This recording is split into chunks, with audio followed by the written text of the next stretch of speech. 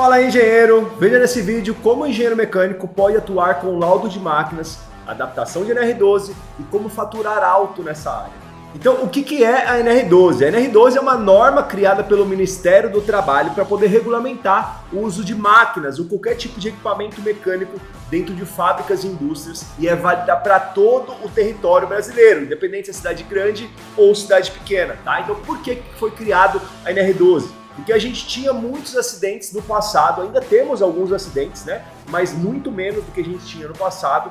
E esses acidentes acontecendo por conta que não tinha uma lei, por conta que as fábricas e indústrias utilizavam as máquinas de qualquer jeito, né? Então, lá no passado a gente tem relatos lá, por exemplo, né, lá na Ponte Rio-Niterói, quando foi construída lá, tinha relatos de quando estava concretando as colunas, alguns funcionários chegavam a cair dentro da coluna e a concretagem continuava normal, entendeu? Porque não tinha como tirar o funcionário lá de dentro. E por quê? Por falta, né, de leis trabalhistas, tá? Então eu sei que isso é um relato que a gente tem, não sei se é verdade ou é mentira, tá? Mas todo mundo sabe que antigamente era muito negligenciado a segurança em máquinas. E por isso que foi criado o NR12. E essa área de NR12, de máquinas NR12, é a maior área que nós temos na engenharia mecânica hoje. Pra você ter ideia, ela vai abranger, como eu falei, né, todo o território brasileiro e tudo que existe entre máquinas e equipamentos mecânicos vai entrar na NR12. Muitas coisas que a gente tem em outras áreas entram na NR12. Por exemplo, áreas de máquinas pesadas, áreas de NR11, onde entra empilhadeiras, pontos rolantes, talhas elétricas, tratores.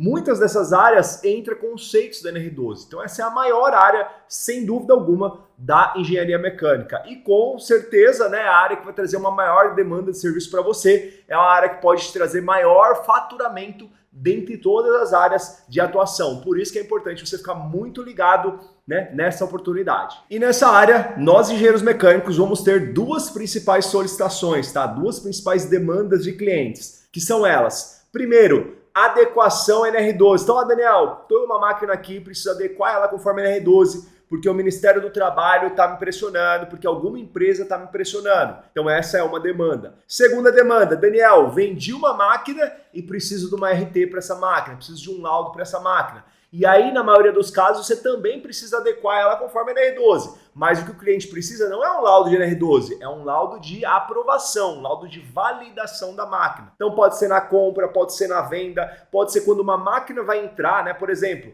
nós temos empresas terceirizadas que funcionam dentro de outras empresas. E para que essas empresas funcionem, as empresas mãe, né?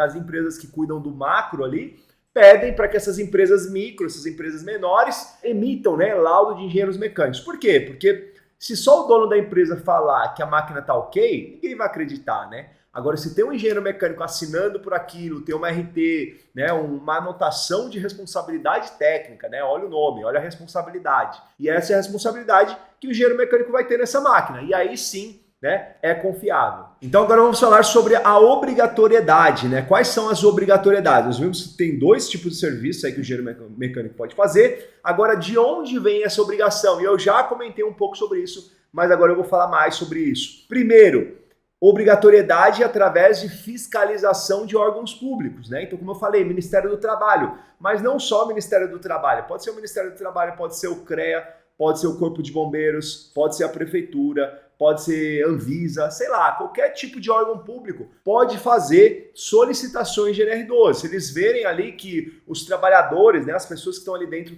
não estão em condições legais, né, de trabalho, pode ser solicitado esse laudo de NR12. Então esse é o primeiro tipo de obrigatoriedade. Segundo tipo, empresas cobrando de empresas, né, que também se trata de uma fiscalização, só que a gente não conhece isso como fiscalização. Isso é uma obrigatoriedade, é uma solicitação. Então quer dizer, para a minha empresa trabalhar, vamos supor, dentro de uma Petrobras, dentro de uma Siemens, dentro de uma Bombardier, dentro de empresas grandes, eu preciso ter as minhas máquinas adaptadas conforme a NR12. Ou, por exemplo, para eu, Daniel, vender uma máquina para uma Balduco, uma Visconti, uma empresa grande, uma empresa, né, renomada, eu preciso que a minha máquina que eu vá vender, ela esteja adaptada conforme a NR12.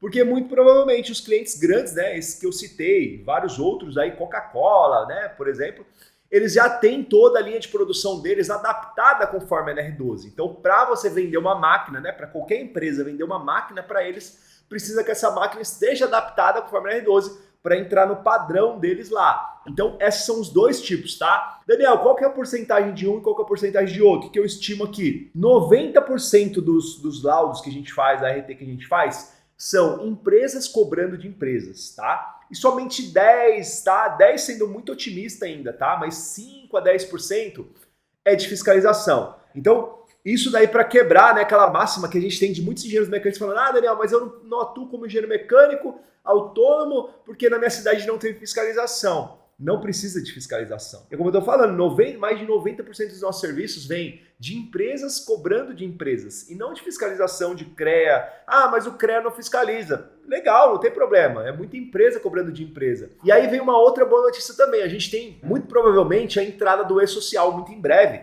também na NR12, né? Visto aí que o E-Social já entrou em toda a parte trabalhista, já entrou na área de segurança do trabalho, está entrando na NR13 e também está entrando na NR12. O que é o E-Social? O E-Social é a cobrança através do sistema. A gente não vai precisar ter mais fiscal. O CREA, a prefeitura, não vai precisar ter mais fiscal cobrando nas empresas um laudo, uma RT de uma máquina. O próprio sistema vai cobrar. Quer um exemplo? Vamos supor que eu estava falando para vocês. Suponhamos que eu tenho uma empresa e eu vou vender uma máquina para Coca-Cola, né? Então a Coca-Cola vai falar, ó, precisa lá ter adaptação conforme a NR12. Só que para eu vender essa máquina, o próprio sistema de nota fiscal já vai pedir que eu mande a RT junto, porque isso aí é do E-Social, tá? Então, se eu não mandar a RT junto, eu não consigo emitir a nota fiscal. Eu não posso trabalhar, eu posso ter multas, né? Se a minha empresa trabalhar de forma errada, eu vou ter multas na minha empresa. Então, eu não posso fazer isso, eu não tenho nem como emitir nota. Tá? Então hoje, qual que é a empresa que vive sem emitir nota fiscal? Então, para o camarada poder vender uma máquina dessa, ele vai ter que emitir uma RT também. Para ele emitir uma RT,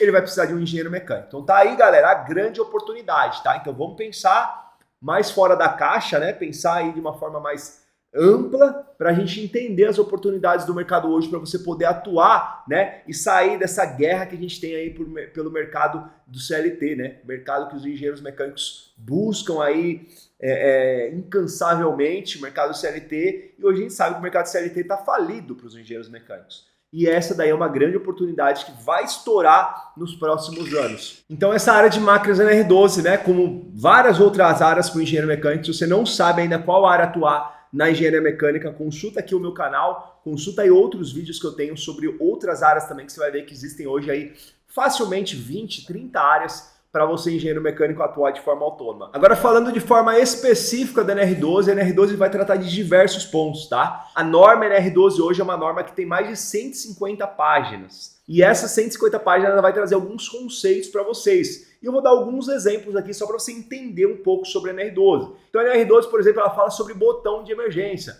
onde a máquina precisa ter um botão de emergência de fácil acesso para o operador quando ele estiver manuseando a máquina. Então, sempre onde tiver um operador, vai precisar ter um botão de emergência. Fora isso, o que mais? Ela fala sobre a voltagem, né, da máquina estar em baixa voltagem, tá? Em até 24 volts, né, que a gente fala. Tá? Então, todos os acessos do operador têm que estar em até 24 volts. Para quê? Porque se tiver algum problema ali, um botão rasgar ou o acesso dele à máquina, ele não tome um choque que vá gerar algum dano para ele. Um choque de 24 volts não é nada, né? A gente nem sente direito. Tá? Então isso é uma dos pontos do NR12 também. Outro ponto, proteções móveis, proteções fixas. Proteções móveis para você proteger a máquina e proteções de forma móvel, tá? Para que você possa manusear essas proteções, mas de forma a proteger o operador, né? Então o que eu costumo falar da NR12? A NR12 é uma norma que foi criada para a gente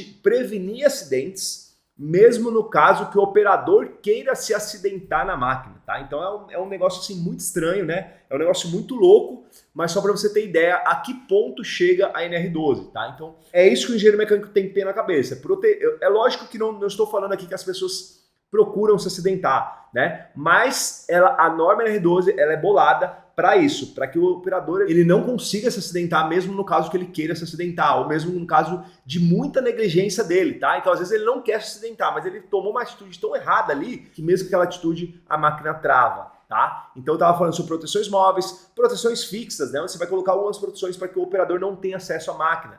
Barreiras ópticas, né? Quer dizer, o operador colocou a mão, a máquina trava, né? Uma barreira óptica, um sensor de luz, calço hidráulico, pedal de segurança e diversas outros requisitos, outros pontos que devem ser adaptados conforme a NR12. A norma NR12 fala também sobre curso de capacitação para o operador, fala sobre laudo de aterramento, laudo de impedância, fala sobre manual de instruções em língua portuguesa. Então o que você, engenheiro mecânico, precisa fazer para poder trabalhar nessa área? Ler a norma NR12, criar o seu próprio modelo de laudo técnico, criar o seu próprio modelo de checklist. Para você chegar lá, por exemplo, comando de operação em extra baixa tensão, tá? Até 24 volts, faz um tique lá. Proteções móveis, proteções fixas, tá ok. Botão de emergência, comando bimanual, sensor de luz, pedal e por aí vai. Você vai criando o seu checklist para você chegar lá no momento da vistoria e adaptar essa máquina conforme a NR12. E nos laudos que você faz de liberação da máquina,